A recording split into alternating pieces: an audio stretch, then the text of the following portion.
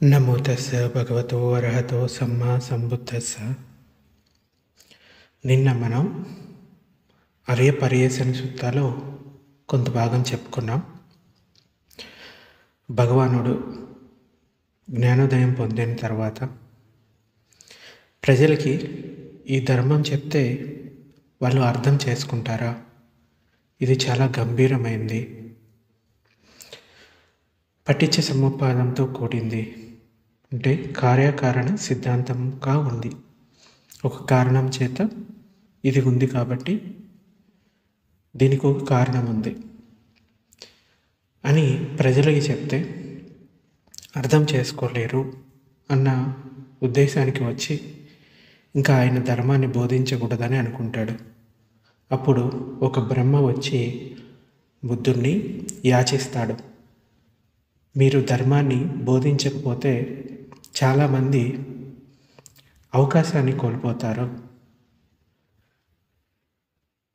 కొంతమంది బుద్ధుడి ధర్మాన్ని అర్థం చేసుకుంటారు, వారి కోసమైనా మీరు ధర్మాన్ని బోధించండి అని బుద్ధుడిని రిక్వెస్ట్ చేస్తాడు బ్రహ్మ.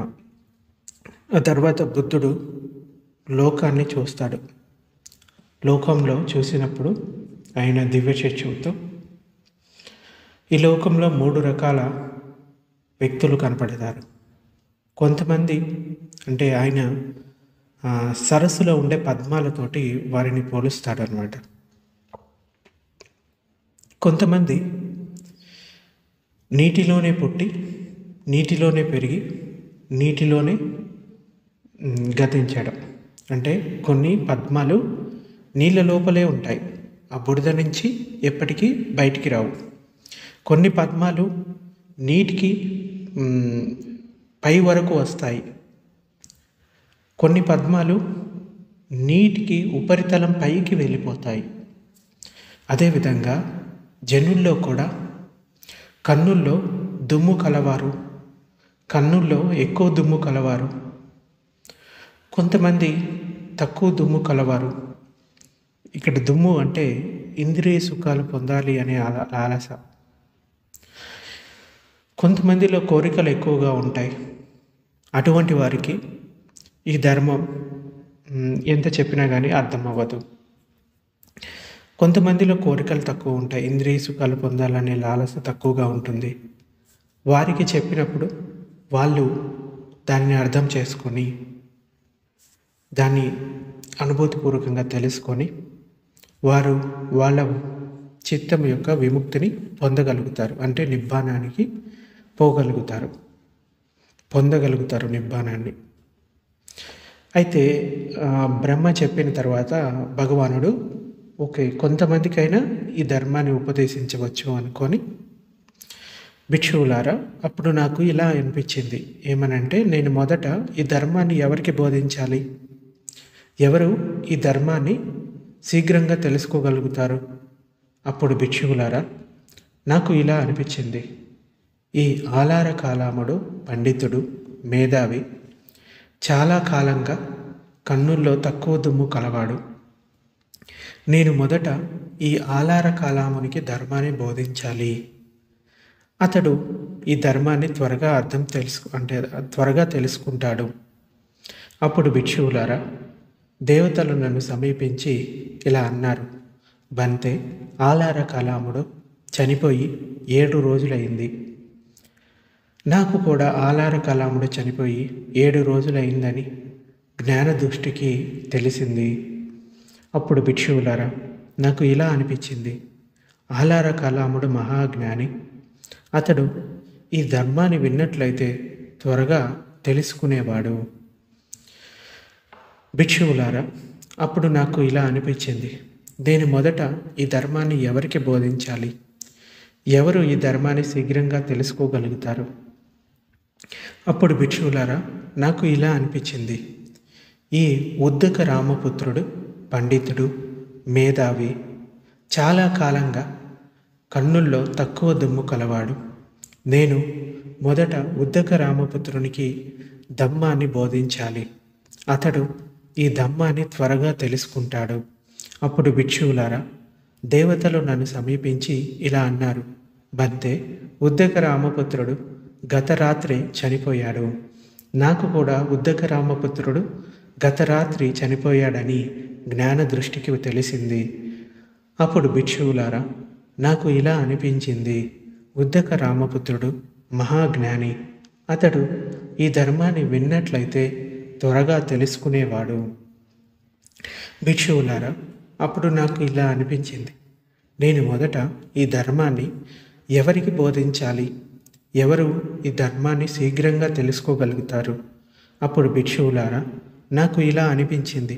నేను తీవ్ర తపస్సు చేసినప్పుడు పంచవర్గీయ భిక్షువులు నాకు ఎంతో సేవ చేశారు. నేను పంచవర్గీయ భిక్షువులకి ఈ ధర్మాన్ని బోధించాలి. అప్పుడు భిక్షువులారా, నాకు ఇలా అనిపించింది. ఈ పంచవర్గీయ భిక్షువులు ఇప్పుడు ఎక్కడ ఉంటున్నారో?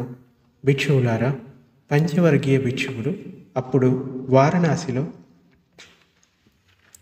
ఇషిపట్టణ మిగతావనంలో ఉన్నట్లు మానవ నేత్రాన్ని దాటి దివ్య నేత్రంతో తెలుసుకున్నాను. అప్పుడు భిక్షువులారా, నేను ఉరివేలంలో ఇష్టమున్నంత వరకు ఉన్న తర్వాత వారణాసికి నడక సాగించాను. భిక్షువులారా, గయకు బోధికి మధ్యలో త్రోవలో ఉన్న నన్ను ఉపక అనే ఆజీవకుడు చూశాడు. చూసి నాతో ఇట్లన్నాడు, ఆయుష్మాన్, నీ ఇంద్రియాలు ప్రసన్నంగా ఉన్నాయి. నీ చర్మం రంగు పరిశుద్ధంగా మెరుస్తూ ఉంది. ఆయుష్మాన్, నీవు ఎవరిని ఉద్దేశించి ప్రవచించావు? నీ గురువు ఎవరు? నీవు ఏ ధర్మాన్ని ప్రకాశింపజేస్తున్నావు? అలా అనగా, భిక్షువులారా, నేను ఆ ఉపక ఆజీవకునితో ఈ గాథలతో ఇలా మాట్లాడాను. ఆజీవకులు అంటే వీరు వేరే సాంప్రదాయానికి చెందిన వాళ్ళు. వీళ్ళు నగ్నంగా ఉంటారు, బట్టలు ఏమీ వేసుకోరు. సన్యాసులే కానీ నగ్నంగా ఉంటారు. అయితే బుద్ధుడు ఇంకా మొదట ఆలార కలామునికి ఉద్దక రామపుత్రునికి ధర్మాన్ని ఉపదేశిస్తే వాళ్ళు అర్థం చేసుకుంటారు అనుకున్నారు. ఒకరేమో 7 రోజుల క్రితం చనిపోయారు, ఇంకొకరేమో 1 రోజు క్రితం అంటే ముందు రోజే రాత్రి చనిపోయినట్టుగా ఆయన దివ్యనేత్రంతో తెలుసుకుంటాడు. ఆ తర్వాత ఎవరికి చెప్తే వాళ్ళు అర్థం చేసుకుంటారు ఈ ధర్మం అంటే, పంచవర్గీయ భిక్షువులు నాతో పాటు కొంతకాలం సాధన చేశారు, కఠిన సాధన. వారికి చెప్తే వాళ్ళు ధర్మాన్ని అర్థం చేసుకోగలుగుతారు అని, వాళ్ళు ఎక్కడ ఉన్నారు అని తెలుసుకుంటే వాళ్ళు వారణాసిలో ఇసిపట్టణ మిగదాయ అంటే ఇసిపట్టణంలోని జింకన వనంలో ఉన్నట్లుగా ఆయన దివ్యచక్షుతోటి తెలుసుకుంటాడు. అలాగా బుద్ధగయ నుంచి ఇసిపట్టణానికి ఆయన కాలినడకన బయలుదేరుతాడు. దారిలో ఈ ఉపకుడని ఆజీవకుడు బుద్ధుడిని చూసి ఇలా అడుగుతాడు. అయితే ఆ ఆజీవకుడితో ఇలా చెప్తాడు, అన్నిటిని దాటిన వాడను, అన్నిటిని తెలిసిన వాడను, ఏ ధమ్మాన్ని అంటని వాడను, సర్వజ్ఞుడను, తృష్ణ నశించడం వలన ముక్తుడను. స్వయంగా తెలుసుకున్న నేను నా గురువుగా ఎవరిని చెప్పను. నాకు గురువు లేడు, నా సమానుడు లేడు. దేవతలతో సహా ఈ లోకంలో నా వంటి వాడు లేడు. ఈ లోకంలో నేను ముక్తుడను, నేను సాటిలేని గురువును. అగ్ని చల్లారి నిర్వాణాన్ని పొంది సమ్మా సంబుద్ధుడను నేనొక్కడనే. అంటే ఈ భూమి మీద ఇప్పుడు సమ్మా సంబుద్ధుడను నిబ్బానాన్ని పొందినవాడిని నేనొక్కడినే. ధమ్మచక్రాన్ని తిప్పడానికి కాశీపురానికి పోతున్నాను. చీకటిగా ఉన్న ఈ లోకంలో అమృత దుదుంబిని మోగిస్తాను. నీ మాటలను బట్టి చూస్తే ఆయుష్మాన్, నీవు అనంత జినుడవు అంటే విశ్వాన్ని గెలిచిన వాడవు అనిపిస్తుంది. చిత్తమలినాలను గెలిచిన నా వంటి వారే జినులు. పాపధర్మాలను గెలిచిన వాడను కనుక ఓ ఉపక నేనే జినుడను. అలా అనగా భిక్షువులారా, ఉపక ఉపక జీవకుడు ఆయుష్మాన్ కావచ్చును అని తల పంకించి పక్క త్రోవను పట్టి వెళ్ళిపోయాడు. అంటే మీరు సమ్యక్ సంబుద్ధులు అయి ఉండొచ్చు, బట్ ఈ ధర్మాన్ని నేను ఆచరించలేను అన్నట్లుగా ఆయన పక్క ద్రోవ పెట్టి వెళ్ళిపోతాడు. ఇతడు అంటే అట్టకథల్లో చూస్తే ఈ ఉపకుడు గురించి ఇక్కడి నుంచి వెళ్ళిపోయిన తర్వాత అతడు ఇంద్రియ లోలత్వం వలన పెళ్లి చేసుకుంటాడు. పెళ్లి చేసుకొని మళ్ళీ ఆ సంసారంలో ఉన్న దుఃఖం ఇవన్నీ బాధలు పడలేక చివరికి తర్వాత భిక్షు సంఘంలో చేరి అతడు కూడా అర్హంతుడైనట్టుగా అట్టకథల్లో ఉంటుంది. అప్పుడు భిక్షువులారా, నేను క్రమంగా నడుస్తూ వారణాసి ఇసిపట్టణంలో పంచవర్గీయ భిక్షువులున్న చోటికి చేరుకున్నాను.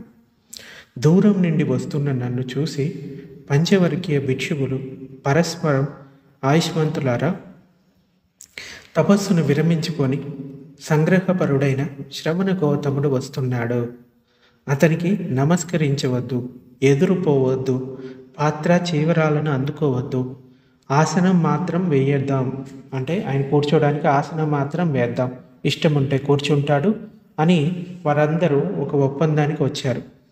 కానీ భిక్షువులారా, నేను వారిని సమీపించిన కొద్దీ వారు స్వయంగా చెప్పుకున్న ఒప్పందాన్ని పాటించలేకపోయారు. ఒకడు ఎదురు వచ్చి పాత్ర చీవరాలను తీసుకున్నాడు, ఒకడు ఆసనం వేశాడు, ఇంకొకడు కాళ్ళు కడుక్కోవడానికి నీళ్ళు ఇచ్చాడు. అయితే వారు నన్ను ఆయుష్మాన్ అని పేరుతోను పిలిచారు. భిక్షువులారా, అలా అన్న పంచవర్గీయ భిక్షువులతో నేను ఇలా అన్నాను, భిక్షువులారా, తథాగతుని పేరుతో కానీ ఆయుష్మాన్ అని కానీ పిలవవద్దు. ఆయుష్మాన్ అంటే వారి సరసమానమైన వ్యక్తిని పిలిచేటప్పుడు ఆయుష్మాన్ అని పిలుస్తారనమాట. అలా పిలవవద్దు. భిక్షువులారా, తథాగతుడు అర్హంతుడు, సమ్మా సంబుద్ధుడు, శ్రద్ధగా వినండి. అంటే సమ్మా సంబుద్ధుడు అంటే ఆయనకి ఎవరో గురువు ఉండరు, ఆయన తనంతట తానే బుద్ధత్వాన్ని పొందిన వ్యక్తిని సమ్మా సంబుద్ధుడు అంటారు. ఆయన దగ్గర ఎవరైతే భిక్షువులు నేర్చుకొని నిబ్బానాన్ని పొందుతారో వాళ్ళు అర్హంతులు. ఈ అర్హంతులు కావాలంటే తప్పకుండా సమ్మా సంబుద్ధుడు బోధించిన ధర్మం అనేది కావాలి. ఆ సమ్యక్ సంబుద్ధులు వాళ్ళంతట వాళ్ళే ఈ జ్ఞానాన్ని పొందుతారు.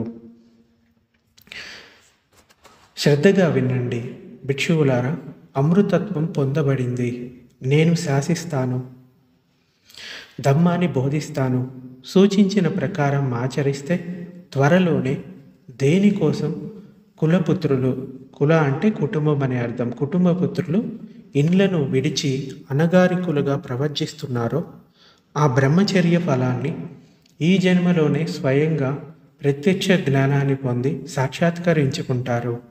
అలా అనగా భిక్షువులారా, పంచవర్గీయ భిక్షువులు నాతో ఇట్లా అన్నారు, ఆయుష్మాన్ గౌతమ, నీ ఆచరణ వలన, నీవు అనుసరించిన మార్గం వలన, ఆ దుష్కర తపస్సుల వలన ఉత్తర మనుష్య ధర్మాన్ని, అలమరియ జ్ఞాన దర్శనాన్ని పొందలేకపోయావు కదా. మరి సంగ్రహపరుడివై ప్రయత్నాన్ని విరమించుకున్న తర్వాత భోగ జీవితంతో ఉత్తర మనుష్య ధర్మాన్ని, అలమరియ జ్ఞాన దర్శన విశేషాన్ని ఎలా పొందగలిగావు? అంటే కఠినమైన తపస్సులు చేసేటప్పుడు నువ్వు ఎటువంటి జ్ఞానాన్ని పొందలేదు. ఉత్తమ మనుష్య ధర్మం అంటే మార్గఫలాలు, శ్రోతాపన్న, సగదాగామి, అనాగామి, ఇంకా అర్హంత ఫలాలు. మరి అప్పుడు కఠినమైన ధ్యాన సాధన చేస్తున్నప్పుడే, కఠినమైన తపస్సు చేస్తున్నప్పుడే నువ్వు దాన్ని పొందలేకపోయావు. ఆ తర్వాత సంగ్రహపరుడు అంటే కొంచెం కొంచెంగా ఆహారాన్ని తీసుకోవడం మొదలుపెట్టావు. మరి అప్పుడు ఎలా నువ్వు ఆ జ్ఞాన దర్శనాన్ని, విశేషాన్ని ఎలా పొందగలిగావు అని పంచవర్గీయ భిక్షువులు అన్నారన్నమాట. ఆ భిక్షువులతో నేను ఇలా అన్నాను, భిక్షువులారా, తథాగతుడు సంగ్రహపరుడు కాడు, ప్రయత్నాన్ని విరమించుకోలేదు, భోగజీవి కాదు. భిక్షువులారా, తథాగతుడు అర్హంతుడు, సమ్మా సంబుద్ధుడు, శ్రద్ధగా వినండి భిక్షువులారా, అమృతత్వం పొందబడింది, నేను శాసిస్తాను, ధర్మాన్ని బోధిస్తాను, సూచించిన ప్రకారం ఆచరిస్తే త్వరలోనే దేనికోసం కుటుంబపుత్రులు ఇండ్లను విడిచి అనగారికులుగా ప్రవర్తిస్తున్నారో ఆ బ్రహ్మచర్య ఫలాన్ని ఈ జన్మలోని స్వయంగా ప్రత్యక్ష జ్ఞానాన్ని పొంది సాక్షాత్కరించుకుంటారు. రెండవసారి భిక్షువులారా, పంచవర్గీయ భిక్షువులు నాతో ఇట్లా అన్నారు: ఆయుష్మాన్ గౌతమ, నీ ఆచరణ వలన, నీవు అనుసరించిన మార్గం వలన, ఆ దుష్కర తపస్సుల వలన ఉత్తర మనుష్య ధర్మాన్ని, అలమరియ జ్ఞాన దర్శనాన్ని పొందలేకపోయావు కదా. మరి సంగ్రహపరుడివై ప్రయత్నాన్ని విరమించుకున్న తర్వాత భోగ జీవితంలో ఉత్తర మనుష్య ధర్మాన్ని, అలమరియ జ్ఞాన దర్శన విశేషాన్ని ఎలా పొందగలిగావు? అలా అన్న పంచవర్గీయ భిక్షువులతో రెండోసారి కూడా నేను ఇట్లా అన్నాను. ఇలా రెండోసారి, మూడోసారి కూడా వాళ్ళు అడుగుతారు. మూడోసారి కూడా భగవానుడు అదే సమాధానం చెప్తాడు. అలా అన్న పంచవర్గీయ భిక్షువులతో మూడోసారి నేను ఇట్లా అన్నాను: భిక్షువులారా, ఇంతకుముందు ఎప్పుడైనా నేను మీతో ఇలా అన్నానా? ఈ జ్ఞానాన్ని పొందాను నేను అని ఎప్పుడైనా మీతో చెప్పానా? లేదు బంతే అని వాళ్ళు సమాధానం చెప్తారు. భిక్షువులారా, తథాగతుడు సంగ్రహపరుడు కాడు, ప్రయత్నాన్ని విరమించుకోలేదు, భోగజీవి కాదు.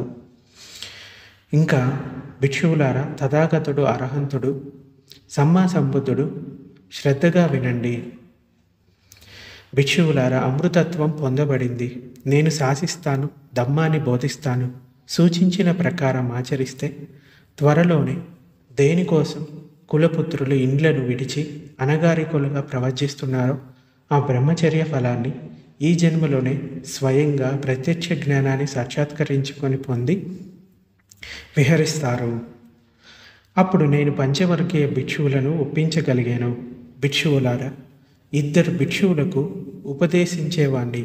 3 భిక్షువులు భిక్ష కోసం తిరిగేవారు. భిక్ష కోసం తిరిగి ఆ 3 తెచ్చిన దానితో 6 గడిపేవారం. భిక్షువులారా, 3కి నేను ఉపదేశించినప్పుడు 2 భిక్ష కోసం తిరిగేవారు. భిక్ష కోసం తిరిగి ఆ 2 తెచ్చిన దాంతో 6 గడిపేవారం.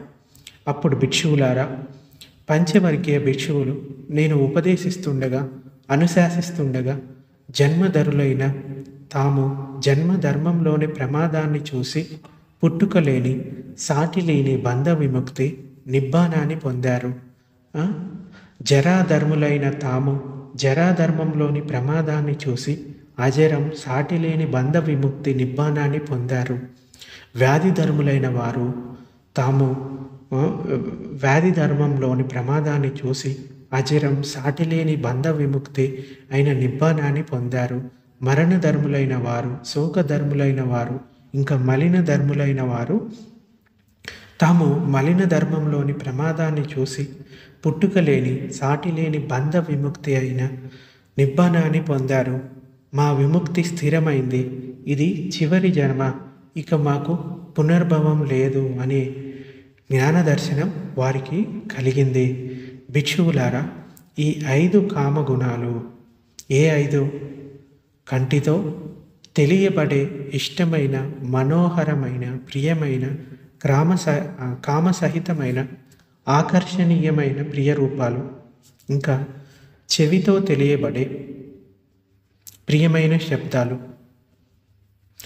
ఇంకా కామసహితమైన, ఆకర్షణీయమైన, ప్రియమైన శబ్దాలు. ముక్కుతో తెలియబడే గంధాలు అంటే వాసనలు. నాలుకతో తెలియబడే రుచులు. శరీరంతో తెలియబడే ఇష్టమైన స్పర్శలు.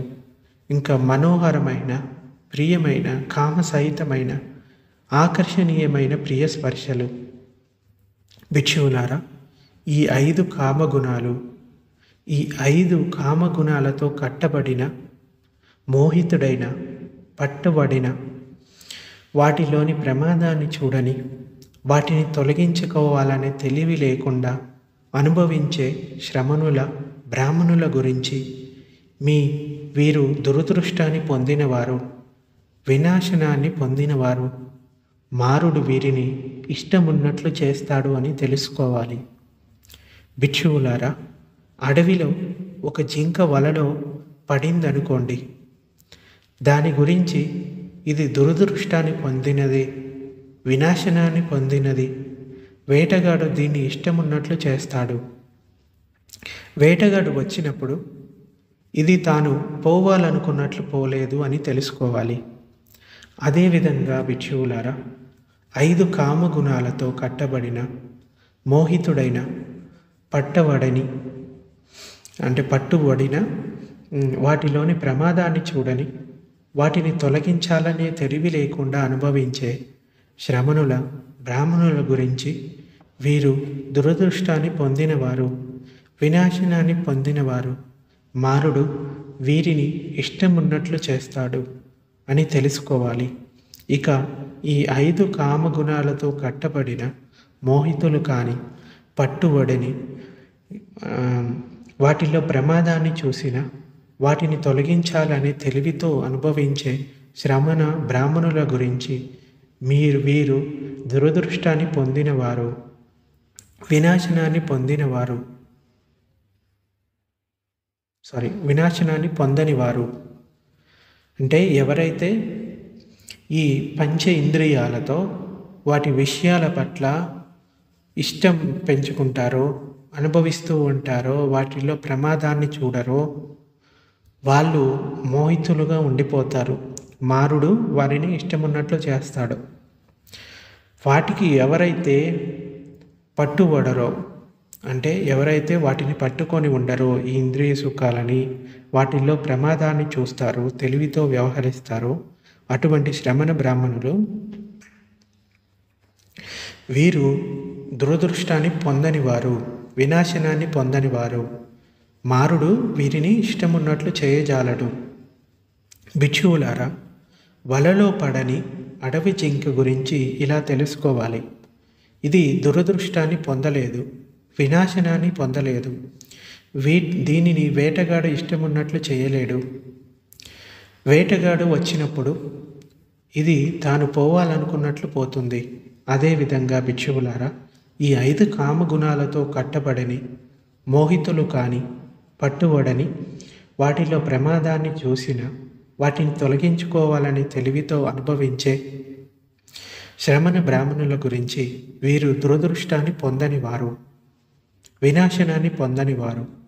మారుడు వీరిని ఇష్టమున్నట్లు చేయజాలడు అని తెలుసుకోవాలి. భిక్షువులారా, అడవి జింక దట్టమైన అడవిలో తిరిగేటప్పుడు నిర్భయంగా నడుస్తుంది, నిర్భయంగా నిలబడుతుంది, నిర్భయంగా కూర్చుంటుంది, నిర్భయంగా పడుకుంటుంది. అందుకు కారణమేమి? వేటగాడు అక్కడికి రాజాలకపోవడం. అందువలన అది నిర్భయంగా ఉంటుంది. అదేవిధంగా భిక్షువులారా, కామాల నుండి విడివడి, అకుశల ధర్మాల నుండి విడివడి, భిక్షువు సవిచారంతో వివేకం నుండి విడివడి, వివేకం నుండి కలిగి ప్రీతి సుఖంతో కూడిన మొదటి జ్ఞానాన్ని పొందుతాడు. భిక్షువులారా, ఆ భిక్షువు పాపి మారుని కంటి చూపుని నాశనం చేసి అతన్ని అంధుణ్ణి చేసినవాడు.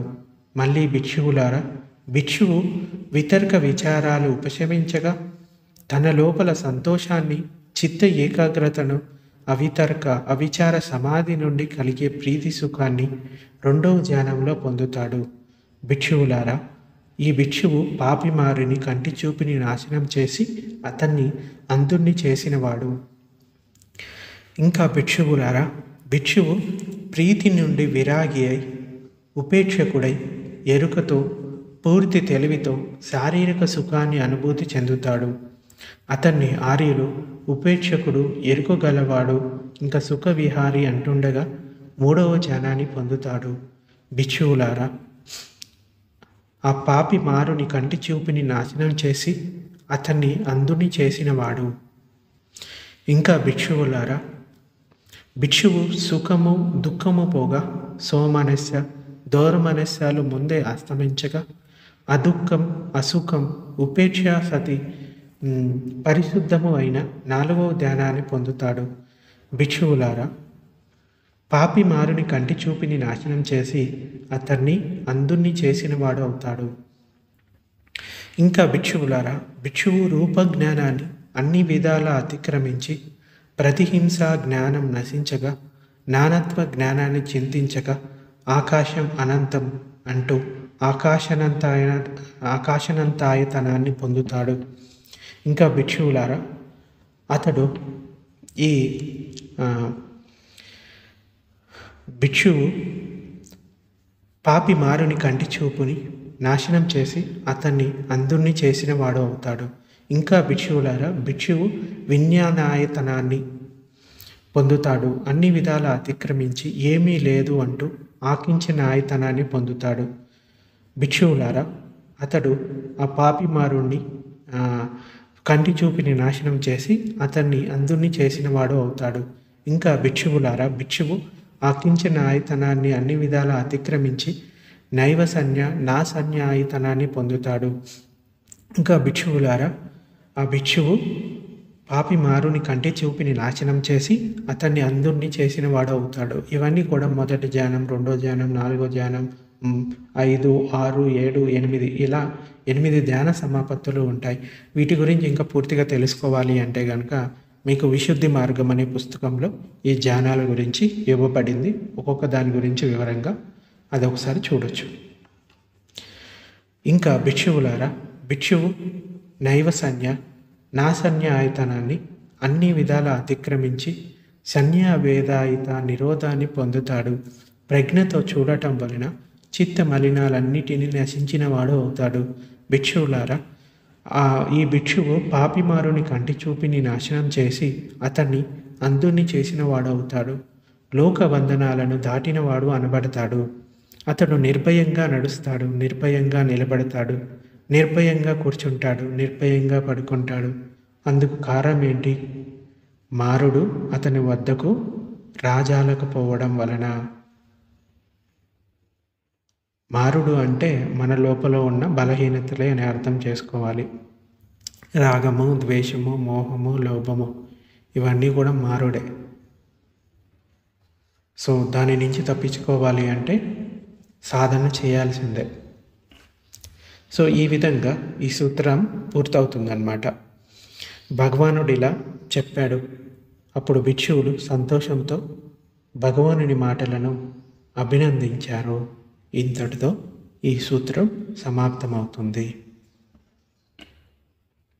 అక్కడ ఉన్న భిక్షువులు కొంతమంది ఇది విన్న తర్వాత మార్గఫలాలను పొందుతారు.